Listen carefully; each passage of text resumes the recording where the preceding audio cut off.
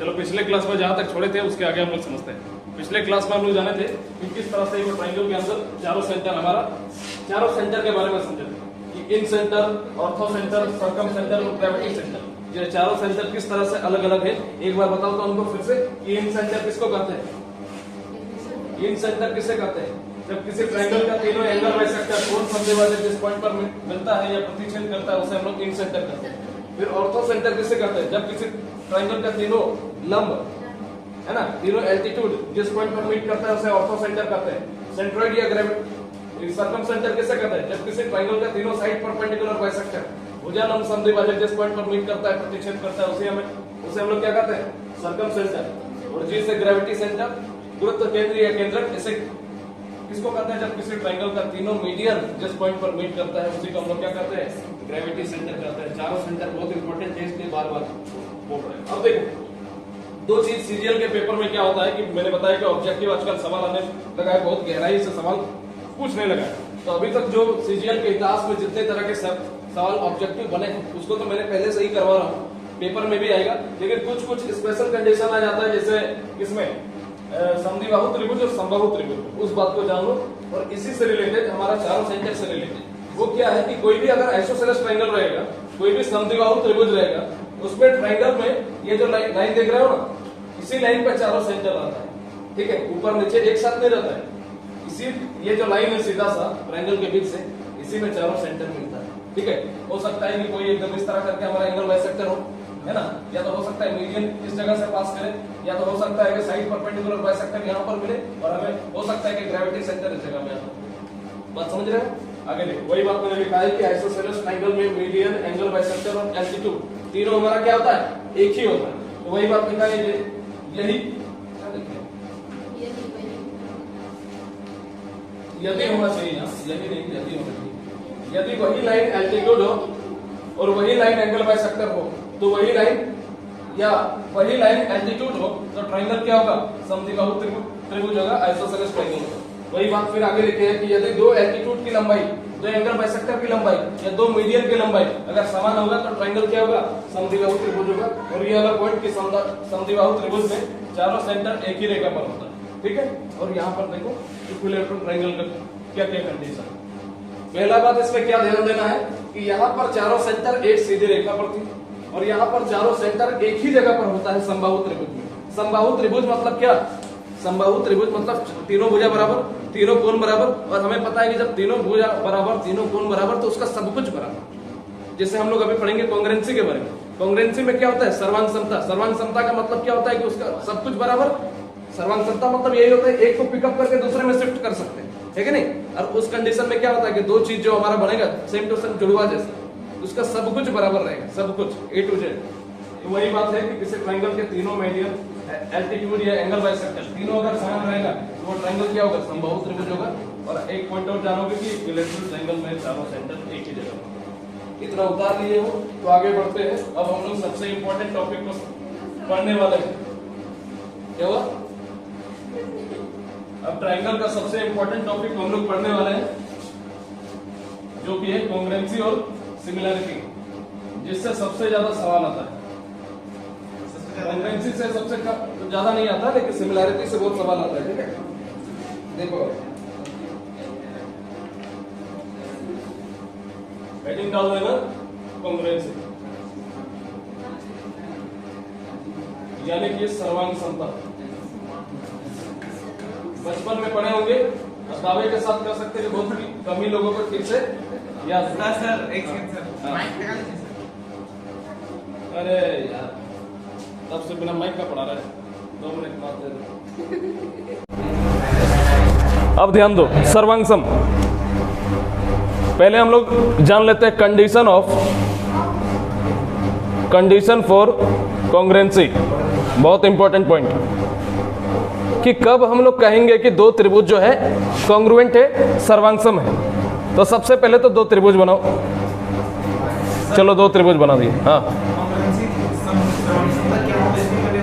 बताएंगे कांग्रुएंसी क्या होता है। कांग्रुएंसी अभी बता देंगे ना, इसमें देखो ना, ध्यान दो। A B C D E F, सिर्फ ध्यान दो।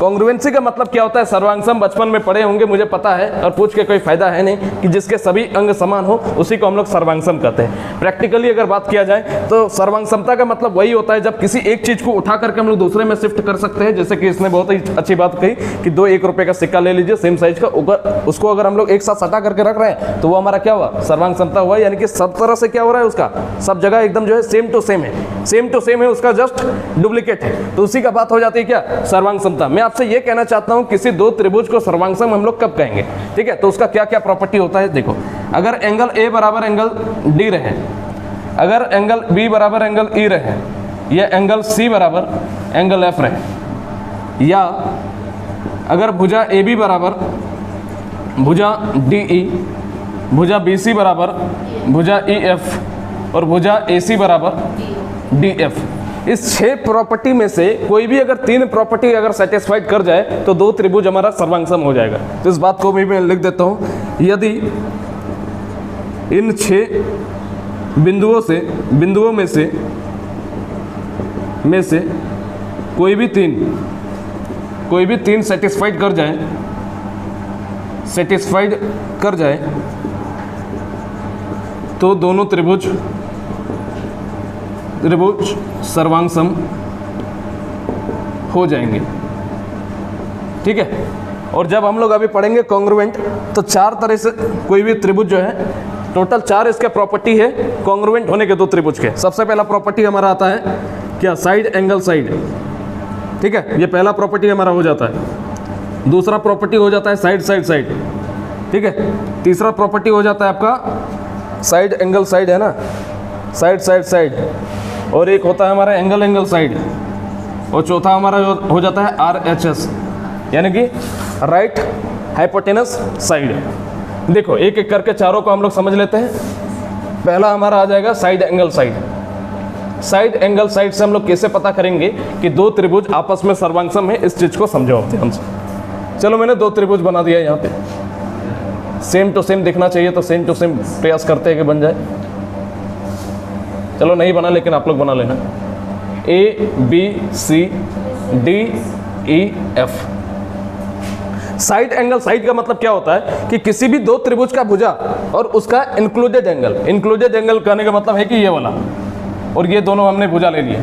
अगर कोई भी 2 संगत भुजाएं, 2 करस्पॉन्डिंग भुजाएं, और उसका इंक्लूडेड एंगल अगर समान रहेगा तो हम लोग क्या कहेंगे, दोनों त्रिभुज आपस में कॉन्ग्रुएंट है। कहने का मतलब ये दोनों बराबर रहे, दोनों भुजा आपस में बराबर रहे, और ये बीच का एंगल बराबर रहे। पहला प्रॉपर्टी ये हो गया।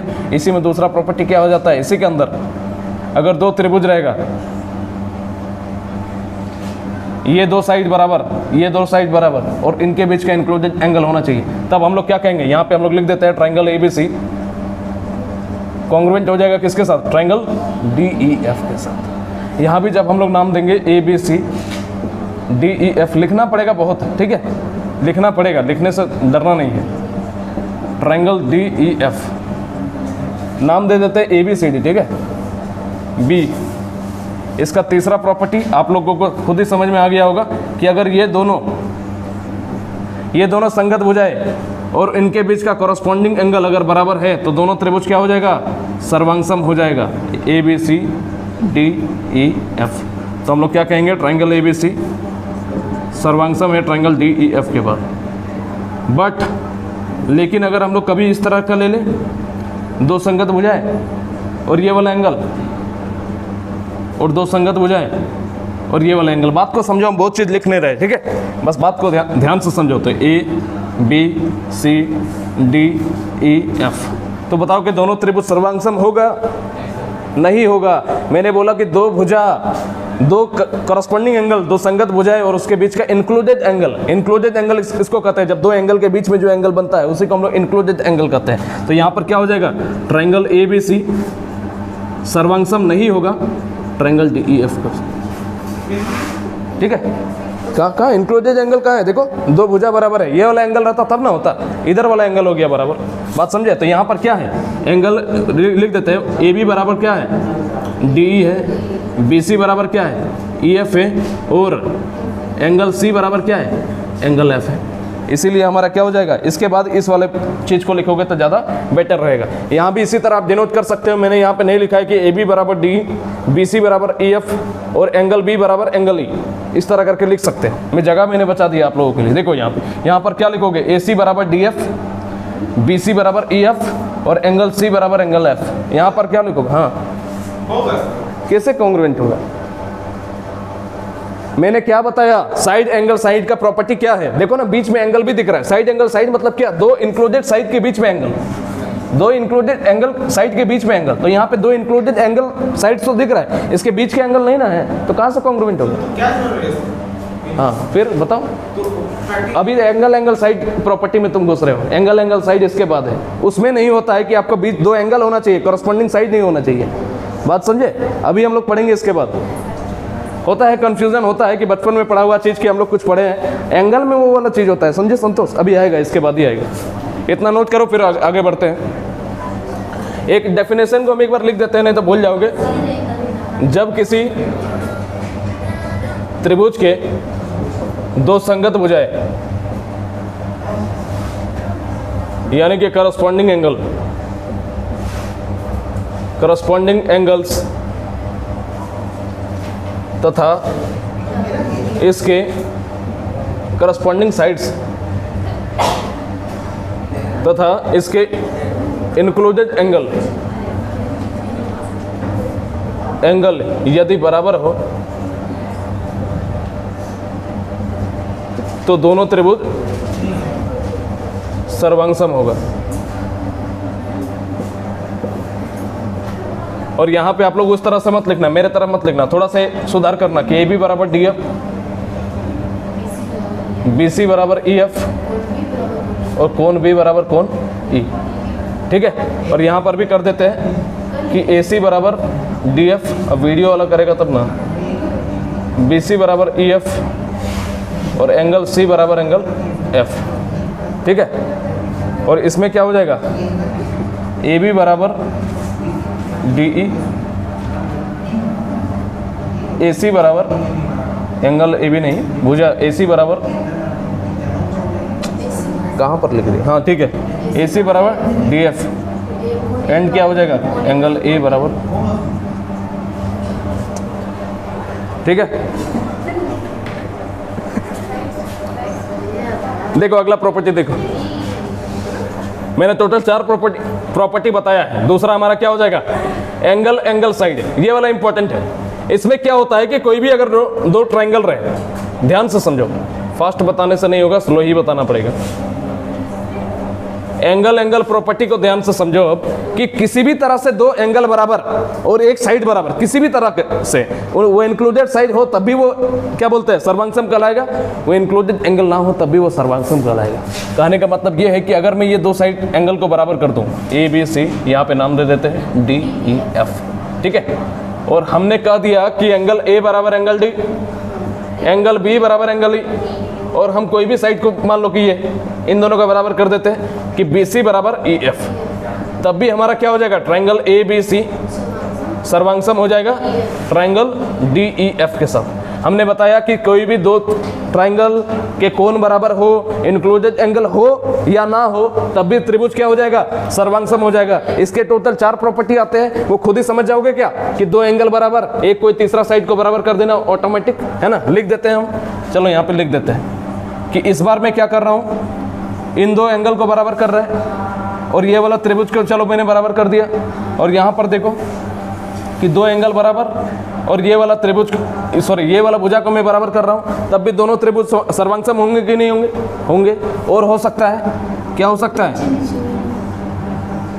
कि कौन कौन सा एंगल, हाँ ये देखो दो एंगल बराबर कर देते हैं हम लोग, और कोई भी एक साइड ले लो, ठीक है। तो कौन सा साइड ले ले, इसको ले लेते हैं, है ना, तो इसको ले लेंगे, तो अब भी क्या होगा, ये दोनों ट्रायंगल आपस में सर्वांगसम होंगे। हम बस ऐसा करके साइन दे रहे हैं, इससे आप समझ जाओगे कि दोनों त्रिभुज क्या है, आपस में सर्वांगसम है। अगला देखो, तीसरा नंबर पॉइंट इसका, side side side side side side property में क्या होता है कि कोई भी दो ट्रायंगल है,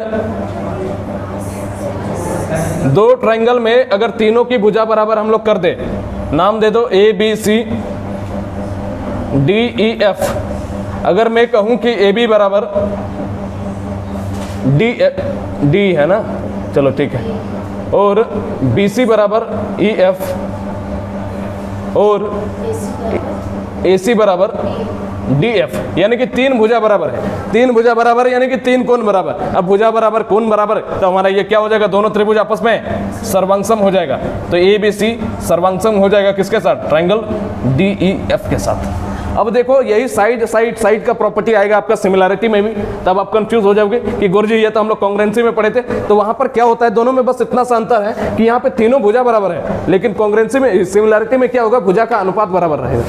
बात समझे, कॉन्ग्रुएंसी में तीनों भुजा सेम टू सेम बराबर है, अगर ये 10 तो ये भी 10, ये 20 तो ये 20, समझे। और वहां पर क्या होगा कि 10/20 10/20 और यहाँ पे 5/10, देखो दोनों 1/2 1/2 आ रहा है ना, ये होगा वहां पर। बात समझे कि साइड का प्रॉपर्टी हम लोग सिमिलैरिटी में भी पढ़ेंगे कल की क्लास में, उस समय आपको पता चलेगा साइड प्रॉपर्टी, तब आप कंफ्यूज हो जाओगे गुरुजी यहाँ पर वहां पर भी पढ़े थे। इसी तरह वहां पर भी हम लोग साइड का प्रॉपर्टी पढ़ेंगे, है ना, वहां पर भी। लेकिन यहाँ पर क्या था कि दोनों साइड बराबर था और इंक्लूडेड एंगल बराबर था, वहां पर साइड का रेशियो बराबर रहेगा। ठीक है, अगला पॉइंट देखो जो आज का अंतिम पॉइंट होगा, right hypotenuse side. Right hypotenuse side से किस तरह से दो त्रिभुज सर्वांगसम होगा उस चीज को समझो। इसको लिख देते हैं पूरा नाम, राइट एंगल हाइपोटेनस साइड ना,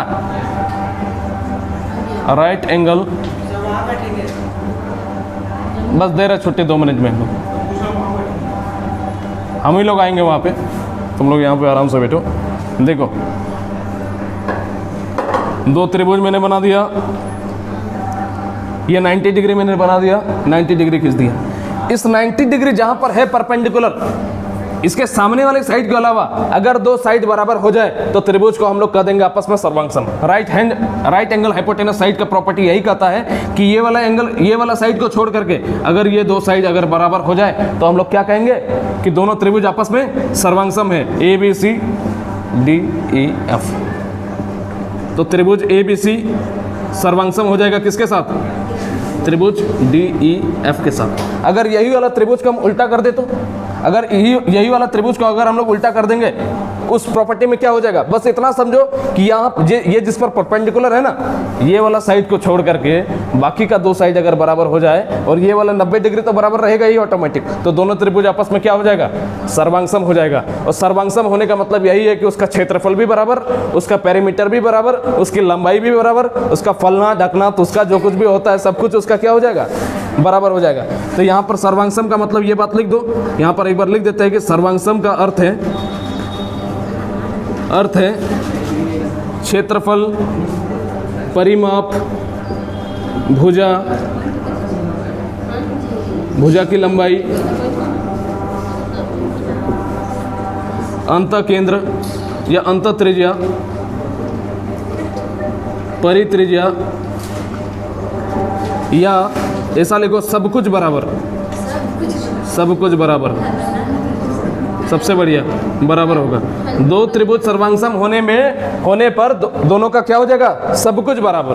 ठीक है, तो आज यहीं पे रहने देंगे, कल हम लोग सिमिलैरिटी को जानेंगे। बहुत ही कम हुआ, बहुत ही कम, आज मेरा टारगेट था सिमिलैरिटी था।